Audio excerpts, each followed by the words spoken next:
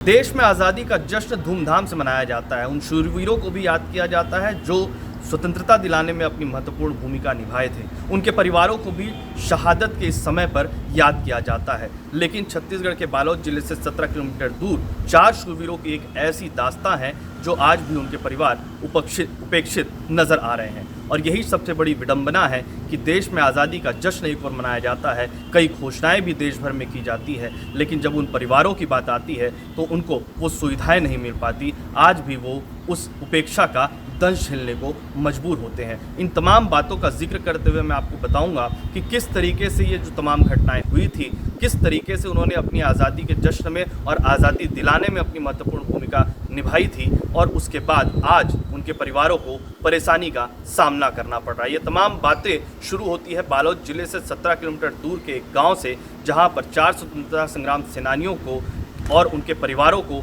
याद करने के लिए एक मूर्ति वहाँ पर बनाई गई है, चारों सेनानियों की। उसके अलावा और भी कार्यक्रम वहाँ पर रखे जाते हैं, लेकिन आज भी बुनियादी असुविधाओं का सामना उन परिवारों को करना पड़ रहा है। किस तरीके की परेशानी, ये भी मैं आपको बताता हूँ। बालोद जिलों से 17 किलोमीटर दूर एक गांव है जिसका नाम नारा गांव है, और वहाँ के 4 स्वतंत्रता संग्राम सेनानी बिसंबर मंडावी, सुकालू राम करियाम, सरजू राम मंडावी और बिसाहू राम गावड़े, उन्होंने आज़ादी में अपनी महत्वपूर्ण भूमिका निभाई थी।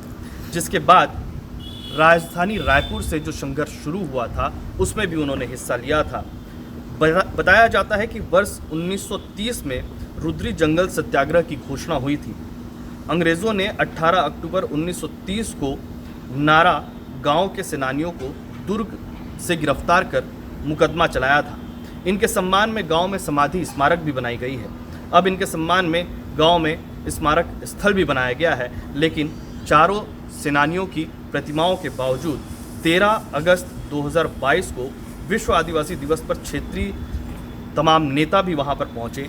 इसके बावजूद कुछ घोषणाएं भी हुई, लेकिन आज भी जो वहां के उपसरपंच हैं वो बताते हैं, हेमलाल साहू, कि 4 स्वतंत्रता संग्राम सेनानियों के कारण गाँव का जो नाम है वो गौरव ग्राम नरगांव पड़ा है। उनके सम्मान में यहाँ पर समाधि और स्मारक भी बनी है, सभी प्रतिमा लगी है।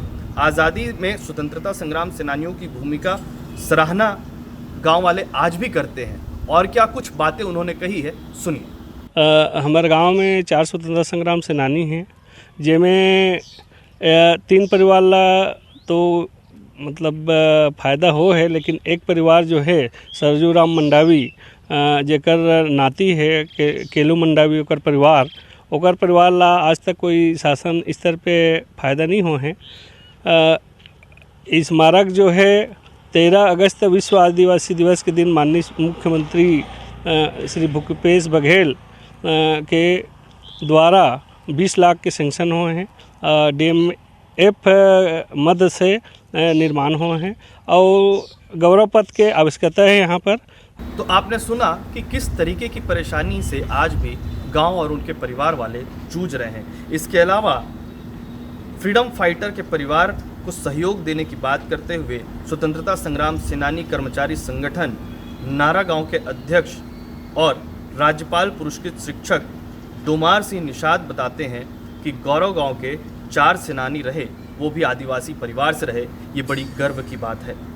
लेकिन आज भी उनके परिवार को आर्थिक परिस्थितियों का सामना करना पड़ रहा है। उन्होंने और क्या कहा, ये भी सुनिए। हम लोग इस पर कार्य कर रहे थे। सन 2013 से हम लोग इसको समाज के सामने लाने का प्रयास कर रहे थे।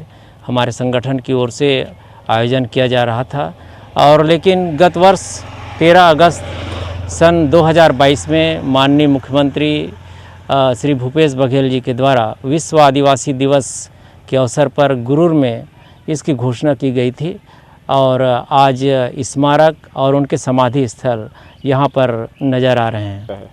अब निश्चित रूप से ऐसा है कि शासन प्रशासन का उनकी ओर ध्यान नहीं है, ऐसा ही कहा जा सकता है, तभी तो आज भी वह पिछड़ा है। स्वतंत्रता संग्राम सेनानी के भतीजे भूखन लाल क्या कहते हैं, ये भी सुनिएगा। लेकिन इस दास्तान को बताने के पीछे की सबसे बड़ी वजह और मंशा यही है कि जो आर्थिक स्थिति से परिवार जद्दोजहद कर रहा है, जूझ रहा है, उनकी भी मंशा यही है। वो भी ये चाहते हैं कि उनकी आर्थिक स्थिति सुदृढ़ हो, सरकार से किसी तरीके की मदद उनको मिल सके।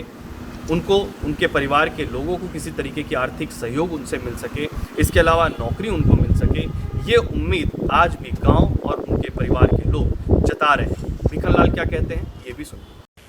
हाँ, स्वतंत्रता संग्राम रही से ते हमर कक्का है, हमार दादा के छोटे भाई, तो वह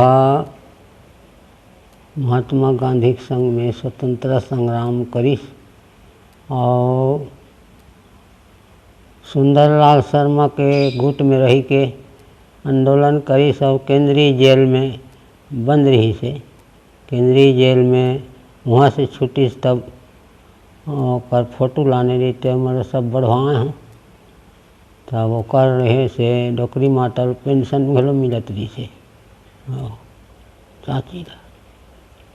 और वह और गांव नारा करे कथे, मैं तो नहीं जाना था, नहीं देखे रहे, देखे घर नहीं रहे, जन्मन नहीं हुआ इस कथे, तब के मरे हैं। ऐसे ढंग के बताते हैं सियान मन घर के। आपने सभी की बातें सुनी, इससे तो ये साफ हो गया होगा कि किस तरीके की परेशानी का सामना स्वतंत्रता संग्राम सेनानी के परिवारों को आज भी करना पड़ रहा है। गांव वालों की उम्मीदें भी यही है कि सरकार आने वाले दिनों में कुछ बेहतर व्यवस्थाएं उनके लिए भी करेंगी, साथ ही साथ गांव के विकास के लिए भी कुछ सुविधाएं दी जाएंगी। यही आस और उम्मीद, क्योंकि देश को स्वतंत्रता इस बात पर ही दिलाई गई थी कि देश जो है वो स्वतंत्र होने के बाद तमाम लोगों के साथ में आगे बढ़ेगा, उन हर वर्ग को न्याय मिलेगा जिस वर्ग को अछूता माना जाता था। ऐसे में आदिवासी बाहुल्य इलाके के साथ साथ आदिवासी परिवार के होने के बावजूद स्वतंत्रता संग्राम सेनानियों की पूछ परख कम हो जाना ये अपने आप में ही एक बड़ा संशय का विषय है। और शायद यही सबसे बड़ी वजह है कि जब सरकार तक ये बात पहुंचेगी, इनकी बातें पहुंचेगी, तो शायद आने वाले दिनों में उनके लिए कोई बेहतर उपयोग और बेहतर संसाधनों के साथ में सरकार कुछ घोषणा भी कर सकती है, मदद भी कर सकती है। इसी आस के साथ में तमाम ग्रामीण और ये तमाम लोग भी वहाँ पर अब भी सरकार से उम्मीद बनाए बैठे हैं कि आने वाले दिनों में स्वतंत्रता संग्राम सेनानी के परिवार की परिस्थितियाँ बेहतर करने में सरकार की भूमिका बेहद अहम होगी। छत्तीसगढ़ से TV9 के लिए अमित मिश्रा।